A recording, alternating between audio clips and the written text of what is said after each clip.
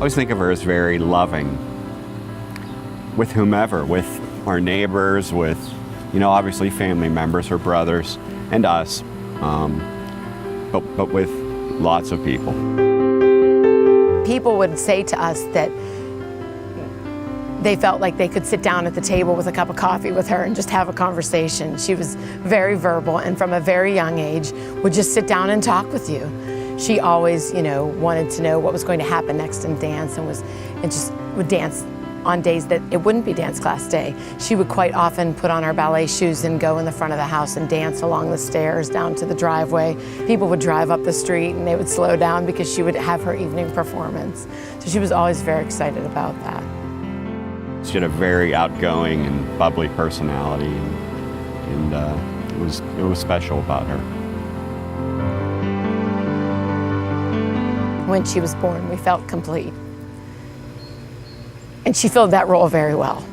She was always the one that brought everybody together, and she loved her two brothers dearly, wanted to do what they were doing, was always eager to do the next thing they did.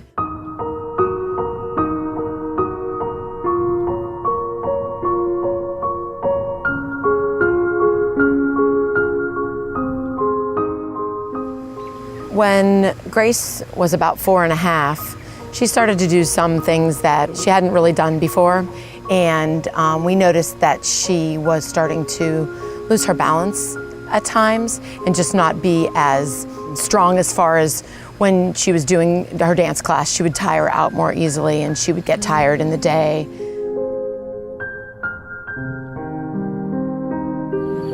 Yeah, it was not till later than that fall of 2006 that it started to happen more frequently, and things started to add up, with her balance issues, falling, things like that physically that were an issue.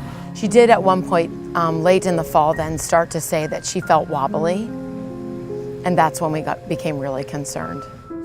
Grace was diagnosed with a brain tumor called a diffuse intrinsic pontine glioma. It's DIPG for short. It's about the rarest kind of brain cancers, and it is also the worst brain cancer that you can have. An example would be like grains of sand in grass. There's just too much of it there, and it's too spread out to be able to take it out as you would with some other types of tumors. So surgical options are none, because it could do too much damage by even trying to remove anything. This could happen to your family because we never thought it could happen to ours. Any of the families that we've met never dreamed in their wildest dream, in their wildest nightmare, that this would be something that they would have to experience. And that's why we felt so compelled to move beyond ourselves. We have a threefold mission for the foundation, and the points are to support research for pediatric brain tumors, to support families of children with pediatric brain tumors, and to support awareness in conglomeration with other foundations as well. All of the money that we earn goes to one of those three areas. Runners, on your mark, 3, 2, 1, go! I think what we're doing is vital, and we're starting to make a difference nationally. I think our voices are starting to be heard, and we need others to help us spread the word. Over the past 7 races, we have grown from 300 participants to now 3,000 participants, and so it's very humbling to see the race continue to grow each and every year, both in terms of the money that we're able to raise and also in the number of participants that come out to support us. People come from all walks of life. You'll see bikers here, you'll see Mikey and Big Bob here from the Freak Show. So many people who don't know each other, yet they're coming together for the same cause. I think that's what's the most beautiful thing about it. What is amazing to me is the Ickes family sees so many children suffering. They could be wallowing in their sorrow for the daughter they lost, but yet in her memory, they're helping so many families in the Pittsburgh area and now beyond, helping them to heal. Grace was able to attend the first race, and we really wanted to build the day around some of her favorite activities, such as face painting and balloon art, magicians, the princesses that are here, all the fun things that kids, any little kid would enjoy. That brings us joy to see the kids having so much fun at our race.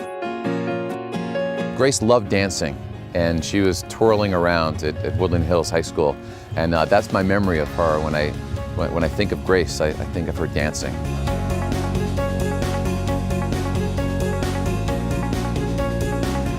Sometimes as a mom who has lost a child, it's very hard when people say that she lost her battle, because really probably she's the one who won. And we are the ones that are left to battle on in her name.